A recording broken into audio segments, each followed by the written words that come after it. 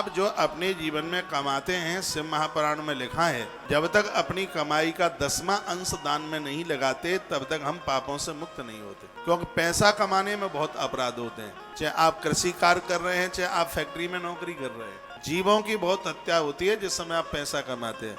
खेत में कीड़े मकोड़े कितने मरते हैं।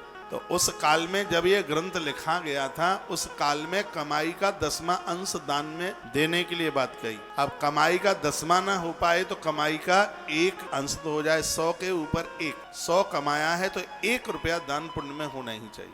1000 रुपया कमाया है तो 10 रुपया दान पुण्य में जाना ही चाहिए। यहाँ तो 10वें अंश की लिखा है, 10 अंश ही देहम पापस शुद्ध है। अपनी कमाई का 10वां अंश यदि वह पुण्य कर्म में नहीं लगाता तब तक वह जीव पापों से शुद्ध नहीं होता। ये वेदेश्वर संहिता का 13वां अध्याय चल रहा है। यही बात असली नहीं है तो बात मेरी कोई काट के बताए फिर? इसमें स्पष्ट लिखा है, श्लोकबद्ध लिखा हुआ है, अथवा पाप बुद्धि स्यात्, ये पाप बुद्धि हमें नरक भेज देगी। इसलिए व्यक्ति को अपनी कमाई का अंश अच्छे कर्मों में, दान पुण्य में उसको लगाना ही चाहिए। इस पर लिखा, कृषि के द्वारा भी उत्पन्न किया गया धन उसका भी दशांश दान होना चाहिए। एक किसान बहुत मेहनत करता है लेकिन कीड़े मकोड़े बहुत मर जाते हैं, जीव हत्या बहुत हो जाती है। ऐसा करने से कृषि से उत्पन्न हुए सभी पाप नष्ट हो जाते हैं। शेष द्रव्य से वह अपना परिवार चलाए। देखो, जीवन में संतुष्ट रहना। भिवाड़ी से मेरे मध्य में आए थे श्याम सुंदर जी गुजर।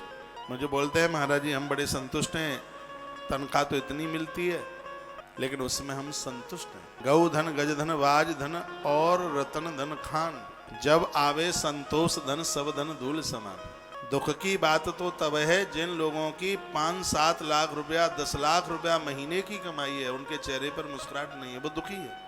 पता नहीं ऐसा कितना चांद है। घर में है कौन? एक है रिंग की और एक है रिंग का। पति और पत्नी 4 हैं। मम्मी पापा तो दूसरा जो गरीब है बेचारा उसके पास रहते हैं।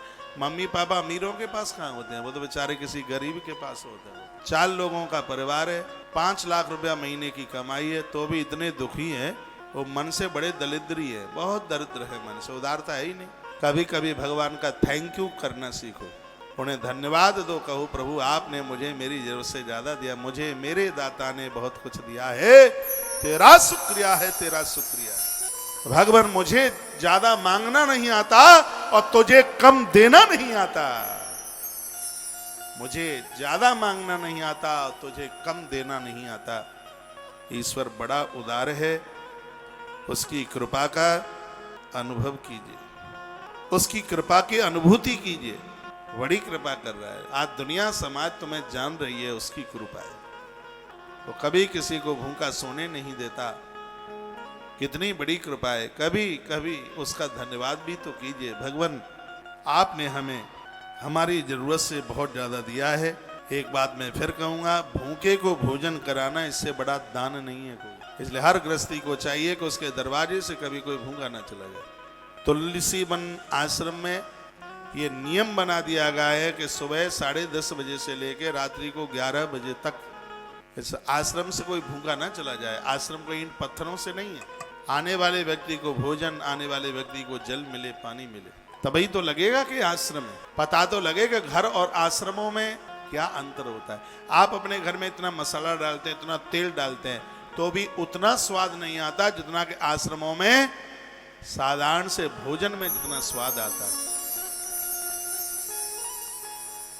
पता लगता है कि प्रसाद आश्रम का लिया जा रहा है, अनुभूति होती है।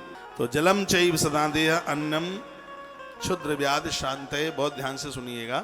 जिसके घर में भूखे को भोजन, प्यासे को पानी मिलता है, उस घर में एक तो बीमारियां नहीं फैलती और एक अग्नि का प्रकोप नहीं होता। उस घर में अग्नि का प्रभाव नहीं होता। अग्नि भी उस घर में बर्फ की तरह शांत रहती है, जहां से कभी कोई भूखा नहीं जाता। ये बहुत प्यारा श्लोक है, 69 नंबर का श्लोक है। जलम चैव सदा देह अन्नम, क्षुद्र भूख को मिटाने के लिए व्याधि शांत है, उस घर की बीमारियां समाप्त हो जाती हैं। इसलिए इसमें बिल्कुल श्रद्धा रखिए, घर से कभी कोई भूखा न चला जाए।